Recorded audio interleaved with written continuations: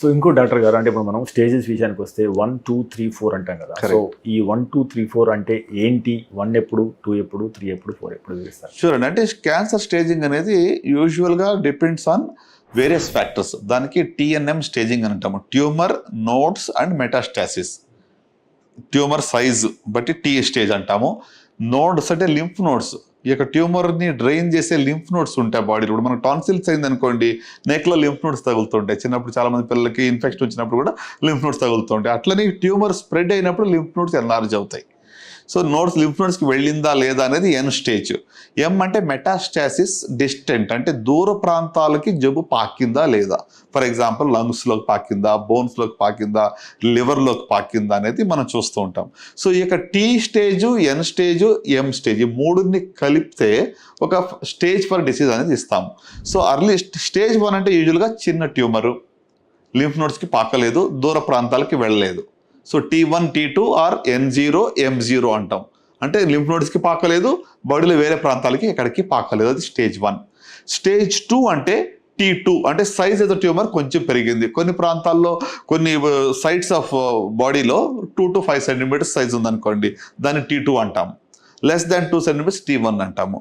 అలాగే లింఫ్ నోడ్స్కి వెళ్ళినప్పుడు N1 stage అంటాము. సో స్టేజ్ 2లో T1, T2, N1 అంటాము. అలాగే స్టేజ్ 3కి వచ్చేటప్పటికి సైజ్ ఇంకా పెరిగింది, 5 సెంటీమీటర్ కన్నా ఎక్కువగా ఉంది, లింఫ్ నోడ్స్కి పాకింది, అప్పుడు స్టేజ్ 3 అంటాము. స్టేజ్ 4 అంటే డిస్టెంట్ ఆర్గన్స్కి స్ప్రెడ్ అయింది, లివర్లో కానీ, లంగ్స్లో కానీ, బోన్స్లో కానీ పాకినప్పుడు అది స్టేజ్ 4 అంటాం. సో ఓవరాల్గా 4 స్టేజ్లు ఉంటాయి. డిఫరెంట్ సైట్స్కి డిఫరెంట్ క్రైటీరియాతో దాన్ని స్టేజింగ్ చేస్తాం. ఇప్పుడు హెడ్ అండ్ నెక్ క్యాన్సర్స్లో లింఫ్ నోడ్ పాకగానే దాన్ని స్టేజ్ 4 అంటాం. బట్ స్టేజ్ 4 అంటే మిగతా స్టేజ్ 4 లా కాదు. అది outcomes are not good when the disease spreads to lymph nodes in oral cancers. అందుకోసం దాన్ని స్టేజ్ 4 అంటాం తప్ప ఇది మేనేజ్ చేయలేము, ఇది గివన్ అప్ కేసు స్టేజ్ 4 అనేది కాదు అక్కడ. ఓకే. సో అందుకని ఈచ్ సైట్కి స్టేజింగ్ ఇస్ డిఫరెంట్. అంటే సార్, ఇప్పుడు ఇది మనం ప్రారంభంలో గుర్తించడం అనేది ఇది చాలా కీలకము క్యాన్సర్ విషయంలో. సో అంటే క్యాన్సర్ యొక్క ప్రారంభ లక్షణాలు ఏ రకంగా ఉంటాయి? అంటే ఇప్పుడు మనం స్టేజ్ 0 అన్నాం, ఇప్పుడు స్టేజ్ 0 లక్షణాలు ఏంటి? క్యాన్సర్ని మీరు చాలా మంచి ప్రశ్న అడిగారు. అంటే ముందు దశలో కనుక్కోవాలని అందరూ అంటాము, అర్లీ డిటెక్షన్ క్యూర్ అయిపోతుంది, అర్లీ స్టేజ్లో కనుక్కోవాలి, పర్ఫెక్ట్. సో స్టేజ్ 0లో జబ్బు కనుక్కోవాలంటే అసలు సిమ్టమ్సే ఉండవు. సిమ్టమ్స్ లేనప్పుడే చాలా వరకు స్టేజ్ 0లో కనుక్కోగలం. ఓకే. సో దానికి ఏం చేస్తాము? స్క్రీనింగ్ చేస్తాం. స్క్రీనింగ్ అంటే ఏంటి? జబ్బు ఉన్న వాళ్ళకి, సిమ్టమ్ ఉన్న వాళ్ళకి చేసే పరీక్షలు కాదు. నేను బాగున్నాను, నాకు ఎలాంటి ఇబ్బంది లేదు అన్న వాళ్ళకి చేసే పరీక్షలు స్క్రీనింగ్ టెస్ట్ అంటాం.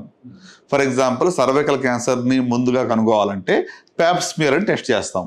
మీకు ఏమి ఇబ్బంది లేదు, ఈ ప్యాప్ స్మియర్ చేసాము, దాంట్లో ఒక మార్పులు వచ్చాయి అంటే ఏంటి? స్టేజ్ 0లో ఉన్నది కనబడింది. సో దట్స్ హౌ స్టేజ్ 0 కనుక్కోవాలంటే స్క్రీనింగ్ ఈజ్ మ్యాండేటరీ అనమాట. సో అలాగే ఇప్పుడు మీకు బ్రెస్ట్ క్యాన్సర్ ఉంది, 40 సంవత్సరాలు పైబడిన ఆడవాళ్ళు ప్రతి వాళ్ళకి కూడా సంవత్సరానికి ఒక్కసారి మ్యామోగ్రఫీ చేయించుకోవాలి. ఏ ఇబ్బంది లేదు, బాగున్నాను అనుకునే వాళ్ళు చేయించుకోవాలి. అప్పుడు రొమ్ములో ఎలాంటి కణితులు ఏమైనా ఉన్నాయా, చిన్నవి స్టేజ్ 0లో ఉన్నాయైనా పికప్ అవుతుంది. So similarly for all other sides, colonoscopy కానివ్వండి, 50 సంవత్సరాలు పైబడిన వాళ్ళు కొలనోస్కోపీ మరి ఒకసారి చేయించుకుని నార్మల్ అంటే 10 ఏళ్ళ దాకా మళ్ళీ చేయక్కర్లేదు. అలాగే ఇప్పుడు యాన్యువల్గా కొన్ని tumour markers like prostate specific antigen for prostate cancer 50 సంవత్సరాలు పైబడిన వాళ్ళు అది చేయించుకోవాలి. సో ఇవి అంటే స్టేజ్ 0లో కనుక్కుంటానికి ఇవి. స్టేజ్ 0 పక్కన పెడితే మనకి ఇప్పుడు స్టేజ్ 3, స్టేజ్ 4లో వచ్చే వాళ్ళు ఎక్కువ మంది ఉన్నారు. అవును. మనం స్టేజ్ 1, 2 కన్నా తీసుకురాగలిగితే గొప్ప పని చేసిన వాళ్ళు అవుతాం మనం. దానికి మనం ఏం చేయాలి? అవగాహన ఇంపార్టెంట్. ఫర్ కొన్ని సిమ్టమ్స్, కొన్ని లక్షణాలు ఉంటే వెంటనే దాన్ని నెగ్లెక్ట్ చేయొద్దు.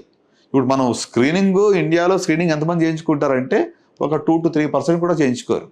క్యాన్సర్ స్క్రీనింగ్ అనేది వెస్టర్న్ కంట్రీలో మ్యాండేటరీ, ఇయర్లీ కంపల్సరీగా టెస్టులు చేయించుకోవాలి, మెడికల్స్ అని వెళ్ళిపోతారు వాళ్ళు.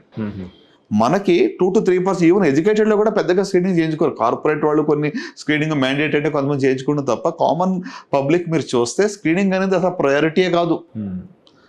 రైట్. సో ఇప్పుడు స్క్రీనింగ్ స్టేజ్ 0 పక్కన పెడితే నెక్స్ట్ స్టేజ్ 1, స్టేజ్ 2 కదా, దాన్నన్నా మనం పట్టుకోగలిగితే క్యూర్ చేయొచ్చు. ఓకే. రైట్. సో దాన్ని చేయాలంటే అట్లీస్ట్ సిమ్టమ్స్ ఉన్నప్పుడు నెగ్లెక్ట్ చేయొద్దు.